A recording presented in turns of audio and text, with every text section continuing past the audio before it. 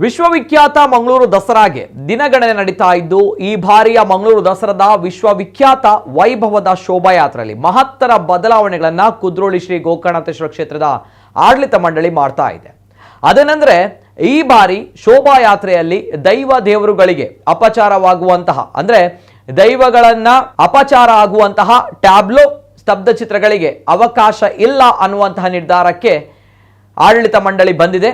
ಮಂಗಳೂರು ದಸರಾದ ಮೆರವಣಿಗೆ ಅಕ್ಟೋಬರ್ 24ರಂದು ವೈಭವದಿಂದ ಮಂಗಳೂರಿನ ರಾಜ ಬೀದಿಗಳಲ್ಲಿ ಸಂಚರಿಸಲಿದೆ.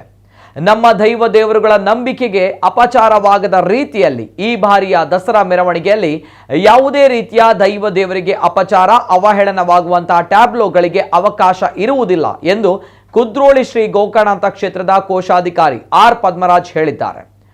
ಜೊತೆಗೆ ಬಹಳಷ್ಟು ಸಮಯಗಳಿಂದ ಕೇಳಿ ಬರ್ತಾ ಇದ್ದಂತಹ ವಿಚಾರ ಅದೇನೆಂದ್ರೆ ಶೋಭಾಯಾತ್ರೆಯಲ್ಲಿ ಅಸಭ್ಯ ರೀತಿಯ ವರ್ತನೆಗೆ ಕಾರಣವಾಗುವಂತಹ ಡಿಜೆಯನ್ನ ಸಂಪೂರ್ಣವಾಗಿ ನಿಷೇಧಿಸಬೇಕು ಎಂಬ ವಿಚಾರಕ್ಕೂ ಸಂಬಂಧಪಟ್ಟಂತೆ ಮಾತನಾಡಿದಂತಹ ಪದ್ಮರಾಜ್ ಅವರು ಈ ಬಾರಿ ಈಗಾಗಲೇ ಕೆಲವು ತಂಡಗಳು ಪೂರ್ವ ತಯಾರಿ ಖರ್ಚನ್ನ ಮಾಡಿದ್ದಾಗಿ ನಮಗೆ ತಿಳಿಸಿದ್ದಾರೆ. ಆದರೂ ದೇವಸ್ಥಾನದ ಆಡಳಿತ ಮಂಡಳಿ ಡಿಜೆ ವಿಚಾರವಾಗಿ ಕಳಕಳಿಯ ವಿನಂತಿಯನ್ನ ಮಾಡಿಕೊಂಡಿದೆ. ಡಿಜೆ ಬದಲು ಭಜನಾ ಕಾರ್ಯಕ್ರಮಗಳಿಗೆ ಪ್ರಮುಖ ಆದ್ಯತೆ ನೀಡಿ ಎಂದು ಮನವಿಯನ್ನ ಮಾಡಿದ್ದೇವೆ. ಜೊತೆಗೆ ಮುಂದಿನ ವರ್ಷ ಯಾವುದೇ ಕಾರಣಕ್ಕೂ ಕೂಡ ಮಂಗಳೂರು ದಸರಾದಲ್ಲಿ ಡಿಜೆಗೆ ಅವಕಾಶ ಇರುವುದಿಲ್ಲ ಎಂದು ಈ ಬಗ್ಗೆ ಎಲ್ಲರ ಜೊತೆ ಮಾತನಾಡಿದ್ದೇವೆ ಎಂದು ಅವರು ಸ್ಪಷ್ಟನೆಯನ್ನು ಕೂಡ ಈ ಸಂದರ್ಭ ನೀಡಿದ್ದಾರೆ. ವಿಶೇಷವಾಗಿ ಈ ಬಾರಿಯ ಮಂಗಳೂರು ದಸರಾದ ಮೆರವಣಿಗೆ 24ನೇ ತಾರೀಕಿಗೆ ಸಂಜೆ 4 ಗಂಟೆಗೆ ಕುದ್ರೋಳಿ ಗೋಕರ್ಣನಾಥ ಕ್ಷೇತ್ರದಿಂದ ಆರಂಭವಾಗಲಿಕ್ಕಿದೆ.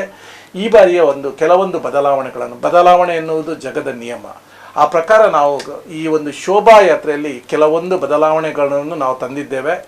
ತಾವೆಲ್ಲ ನೋಡಿರ್ಬೋದು, ಕಳೆದ 1-2-3 ವರ್ಷಗಳಿಂದ ನಮ್ಮ ತುಳುನಾಡಿನ ದೈವ ದೇವರುಗಳು ಇದರ ಒಂದು ಅವಹೇಳನ ಆಗುವಂಥದ್ದು ನಾವು ಅಲ್ಲಲ್ಲಿ ಈ ಮೆರವಣಿಗೆಗಳಲ್ಲೆಲ್ಲ ನಾವು ನೋಡ್ತಾ ಬರ್ತಾ ಇದ್ದೇವೆ. ಖಂಡಿತವಾಗಲೂ ಅತ್ಯಂತ ಕಳವಳಕಾರಿ ವಿಷಯವಾದ ವಿಷಯ ಇದು. ಈ ನಮ್ಮ ದೈವ ದೇವರುಗಳ ಒಂದು ಬಗ್ಗೆ ನಂಬಿಕೆ ನಮ್ಮ ತುಳುನಾಡಿನವರಲ್ಲದೆ ಬೇರೆ ಬೇರೆ ದೇಶ ವಿದೇಶಗಳಲ್ಲಿ ನೆಲೆಸಿರುವಂಥ ಅವರದೇ ಆದಂತಹ ನಂಬಿಕೆಗಳಿದೆ. ಇದಕ್ಕೆ ಯಾವಾಗಲೂ ಅಪಚಾರ ಆಗದಾಗೆ ನೋಡಿಕೊಳ್ಳುವಂಥದ್ದು ನಿಮ್ಮೆಲ್ಲರ ಕರ್ತವ್ಯವೂ ಕೂಡ ಹೌದು. ಆದ್ದರಿಂದ ಈ ಬಾರಿಯ ದಸರಾ ಮೆರವಣಿಗೆಯಲ್ಲಿ, ಮಂಗಳೂರು ದಸರಾದ ಮೆರವಣಿಗೆಯಲ್ಲಿ ಯಾವುದೇ ರೀತಿಯ ದೈವ ದೇವರುಗಳಿಗೆ ಅಪಚಾರ ಆಗುವಂಥದ್ದು, ಅವಹೇಳನ ಆಗುವಂತಹ ಟ್ಯಾಬ್ಲೋಗಳಿಗೆ ಖಂಡಿತವಾಗಿ ಅವಕಾಶಗಳನ್ನು ನಾವು ನಿರಾಕರಿಸ್ತಿದ್ದೇವೆ, ಅವಕಾಶವಿಲ್ಲ. ಎರಡನೇದಾಗಿ ಇನ್ನೊಂದು ನಾವು ನೋಡ್ತೇವೆ, ಈ ನವರಾತ್ರಿಯ 9 ದಿವಸಗಳಲ್ಲಿ ಅದೆಷ್ಟೋ ಜನ ಉಪವಾಸ ನಿಂತು ಆ ದೇವರ ಪೂಜೆಯಲ್ಲಿ ತೊಡಗಿಸಿಕೊಳ್ತಾರೆ. ನಾವು ಕುದ್ರೋಳಿ ಗೋಕರ್ಣನಾಥ ಕ್ಷೇತ್ರದಲ್ಲಿ ಆ ದೇವಿಯನ್ನು ಪ್ರತಿಷ್ಠಾಪನೆ ಮಾಡಿ 9 ದಿವಸಗಳ ವಿಶೇಷ ಪೂಜೆ ಪುರಸ್ಕಾರಗಳು ನಡೆಯುತ್ತೆ. ಅದನ್ನು ನಡೆಯುವಂತಹ ಶೋಭಾಯಾತ್ರೆಯಲ್ಲಿ ಅದನ್ನು ಅತ್ಯಂತ ಶ್ರದ್ಧಾಭಕ್ತಿ ಪೂರ್ವಕವಾಗಿ ಕೊಂಡೊಯ್ಯಬೇಕನ್ನೋದು ನಮ್ಮೆಲ್ಲರ ಆದ್ಯ ಕರ್ತವ್ಯವೂ ಕೂಡ ಹೌದು. ಆದ್ದರಿಂದ ನಾವು ಈ ಬಾರಿ ನಮ್ಮ ಮಂಗಳೂರು ದಸರಾದ ಮೆರವಣಿಗೆಯಲ್ಲಿ ಪಾಲ್ಗೊಳ್ಳುವಂಥ ಎಲ್ಲ ಸಂಘ ಸಂಸ್ಥೆಗಳ ಮೀಟಿಂಗನ್ನು ಕರೆದಿದ್ದೇವೆ. ಈ ಡಿಜೆ ಅನ್ನುವಂಥದ್ದು ಇದರಲ್ಲಿ ನಾವು ನೋಡಿದ್ದೇವೆ, ಅಮಲು ಪದಾರ್ಥಗಳನ್ನು ಸೇವಿಸಿ ನಾನ್ ವೆಜ್ಗಳನ್ನು ತಿಂದು ಡ್ಯಾನ್ಸ್ ಮಾಡುವಂಥದ್ದು. ಇದು ಖಂಡಿತ ನಮ್ಮ ಸಂಸ್ಕೃತಿ ಅಲ್ಲ. ಈ ನೆಲದ ಸಂಸ್ಕೃತಿ ಏನಿದೆ ಇದನ್ನು ಉಳಿಸುವಂತಹ ದೊಡ್ಡ ಜವಾಬ್ದಾರಿ ನಿಮ್ಮೆಲ್ಲರಲ್ಲೂ ಕೂಡ ಇದೆ. ಆದ್ದರಿಂದ ನಾವು ಎಲ್ಲ ಸಂಘಟಕರಲ್ಲಿ ಕೈ ಮುಗ್ದು ಬೇಡಿಕೊಂಡಿದ್ದೇವೆ, ಈ ಬಾರಿಯ ಮೆರವಣಿಗೆಯಲ್ಲಿ ದಯವಿಟ್ಟು ಡಿಜೆಯನ್ನು ನೀವು ದೂರವಿಡಬೇಕು. ಅದರ ಬದಲಿಗೆ ಭಜನಾ ತಂಡಗಳನ್ನಾಗಿ ಪರಿವರ್ತಿಸಿ ಈ ಒಂದು ಕಾರ್ಯಕ್ರಮ ಒಂದು ಅಭೂತಪೂರ್ವ ಯಶಸ್ವಿಗೆ ನಿಮ್ಮ ಹಿಂದಿನಂತೆ ಸಹಕಾರ ನೀವು ನೀಡಬೇಕು ಅಂತ ನಾವು ವಿನಂತಿಸಿಕೊಂಡಿದ್ದೇವೆ. ಆದರೆ ಕೆಲವೊಂದು ಸಂಘ ಸಂಸ್ಥೆಗಳಿಂದ ನಮ್ಮಲ್ಲಿ ಕೂಡ ಒತ್ತಡ ಬಂತು. ನಾವು ಈಗಾಗಲೇ ಇದಕ್ಕೆ ಆರಂಭ ಮಾಡಿದ್ದೇವೆ, ಕಾರ್ಯಗಳು ನಡೀತಾ ಇದೆ.